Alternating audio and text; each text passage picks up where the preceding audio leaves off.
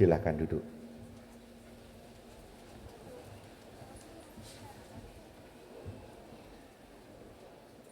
Adik-adik terkasih, Bapak Ibu juga saudara sekalian, tadi di misa kita ada spesial, diawali dengan drama singkat oleh anak-anak kita.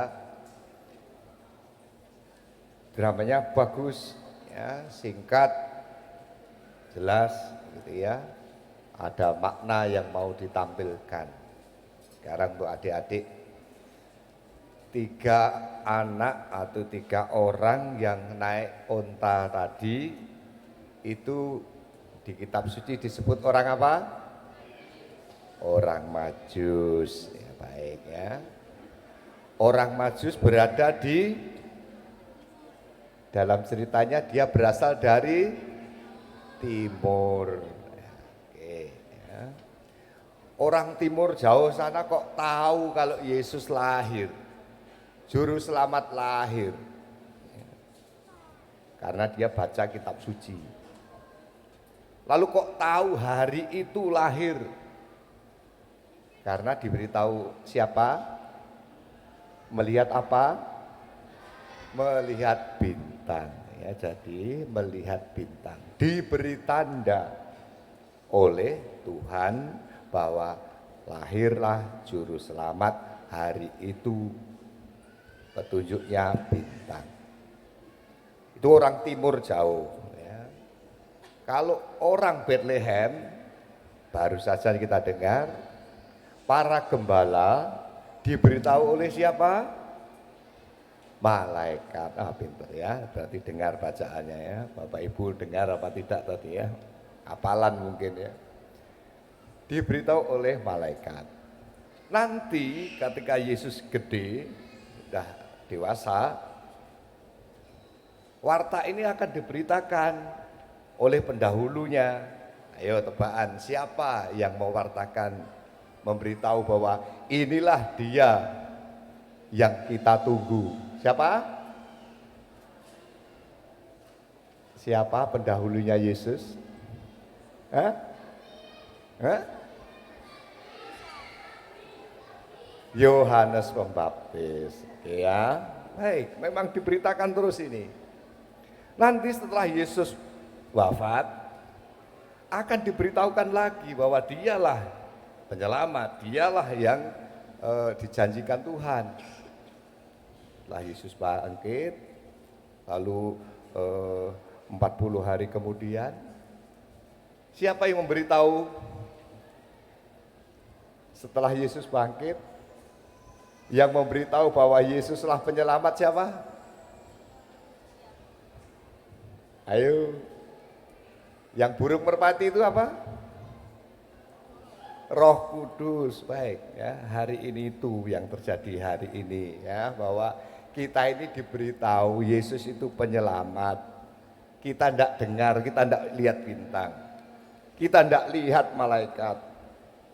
Kita tidak ketemu Yohanes Pembaptis.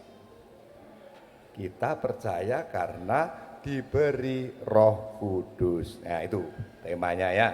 Hari ini kita beri judul, Romo ngobrolnya ini, khotbahnya ini gini. Sejak Yesus lahir, maka yang timur, yang Israel ya, itu mulai connect. Yang jauh pun terhubung ya, bahkan atas bawah kita dengan Tuhan sejak Yesus lahir itu kita ini terhubung, connecting ya, bahasa HP-nya ya. Kalau bahasa komputernya itu sejak Yesus lahir kita ini berada dalam online. Dulu kita putus sejak dosa Adam dan Hawa, kita ini terputus. Ya, tersambung lagi ketika Yesus lahir. Kita mulai online. Bahasa Indonesianya online itu apa? Bahasa Indonesia online daring. Nah ini istilah bagus ini ya, ini kemarin saya juga ceritakan hal ini ya, bahwa kita ini sejak Yesus lahir kita ini semuanya daring dalam jaringan, tidak lagi luring luar jaringan ya, tapi kita ini daring. Sejak Yesus lahir kita berada dalam jaringan anak-anak Allah, daring. Nah ini ya dibiasakan. Kita akan bertanya ini nanti tugas kita adik-adik Bapak Ibu sekalian ya, bagaimana menjaga supaya kita tetap daring dalam jaringan ya. Karena di antara kita ini ada saja yang merasa kita ini di luar jaringan.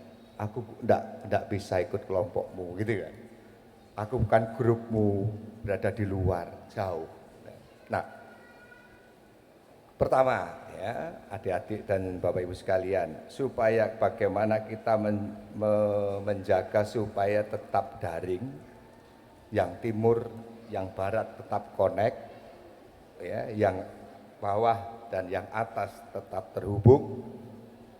Pertama tentu saja lewat baptis. Maka Bapak Ibu, adik-adik yang belum baptis segera baptis. Ya. Segera baptis karena kita berada dalam jaringan sejak kita pula dibaptis. Cara menjaga itu sekali terhubung selamanya itu ya, baptis itu ya, meskipun nanti ada cerita pindah agama, pindah aliran, mau pindah ndak beragama, tetap baptisanmu itu ndak hilang. Baptisanmu itu kekal, kita berada dalam jaringan anak-anak Allah dimanapun kamu berada. Nah, itu senang orang Katolik itu begitu. Entah di sawah, entah di pasar, entah di toko, entah di sekolah, kita ini berada dalam jaringan Tuhan. Nah, berikutnya untuk menjaga supaya tetap berada dalam jaringan adalah sering-sering terima komuni. Ya, komuni itu yang mengkonek kita, yang ilahi nyambung ke kita, kita boleh menyentuh yang ilahi. Yang belum komuni Romo, ya komuni batuk tidak apa-apa ya, dedahi dulu tidak apa-apa. Ya, tapi nanti waktunya komuni daftar, minta papa mama, aku pengen komuni supaya tetap berada dalam jaringan Tuhan. Nah itu, dua itu sudah nanti adik-adik kesulitan ya, baptis, minta komuni. Ya, sering-sering terima komuni. Terus berikutnya, karena kita berada dalam daring, tadi Romo katakan, ada saudara-saudara kita, teman-teman kita itu merasa berada di luar jaringan karena sakit, ya, karena sakit tidak bisa ikut gabung, karena miskin, ya banyak di antara kita orang-orang miskin itu merasa minder, tidak mau gabung, merasa berada di luar jaringan. Bagaimana ini merangkul mereka, membuat mereka semangat bertahan dalam jaringan ini. Ada yang kecewa, karena kecewa, terluka hatinya, dia lalu berpaling, tidak mau ya, berada dalam jaringan itu. Ada yang karena ya sakit sudah, miskin, merasa terbuang juga ya, mungkin malu, ada sedikit malu gitu ya, mungkin karena malu itu macam-macam ya, karena mungkin papa mamanya tidak mengajari, atau papa mamanya sedang jauh ya, terpisah dari papa mamanya ya, anak-anak menjadi minder, menjadi sulit untuk bergaul. Itu adik-adik teman-teman cari mereka yang begitu-begitu ya, yang miskin, yang terlantar, yang sakit, yang merasa malu, merasa minder, merasa terluka hatinya, cari, karena memang tugasnya itu. Sejak Yesus lahir kita ini dalam jaringan.